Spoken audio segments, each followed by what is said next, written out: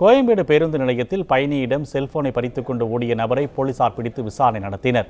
பிடிபட்டவர் ஆந்திர மாநிலம் விஜயவாடாவை சேர்ந்த வெங்கடேஷ் என்பது தெரியவந்தது.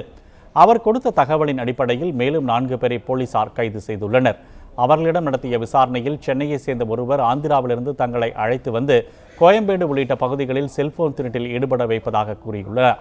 கோயம்பேடு பேருந்து நிலையத்தில் உறங்குபவர்கள், இரவில் தனியாக நடந்து செல்பவர்களை குறிவைத்து செல்போன்களை தாங்கள் திருடி வந்ததாகவும் அவர்கள் தெரிவித்துள்ளனர்.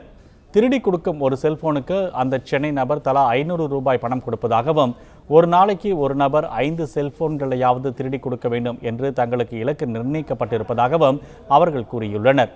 மேலும் தாங்கள் திருடி கொடுக்கும் செல்போன்களை அந்த நபர் ஆந்திராவில் 2000 ரூபாய் முதல் 5000 ரூபாய் வரை விற்பனை செய்து விடுவதாகவும் அவர்கள் தெரிவித்துள்ளனர். இதேபோல சென்னை கெருகம்பாக்கத்தை சேர்ந்த இம்தியாஸ் அகமது, ஆசிப் சகோதரர்களை சந்தேகத்தின் பேரில் பிடித்து விசாரித்த பாண்டி பஜார் போலீசார் அவர்கள் இருவரும் செல்போன் திருடர்கள் என்பதை கண்டுபிடித்தனர்.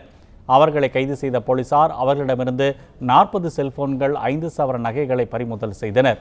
2 பேரும் சைதாப்பேட்டை நீதிமன்றத்தில் ஆஜர்படுத்தப்பட்டு புழல் சிறையில் அடைக்கப்பட்டனர்.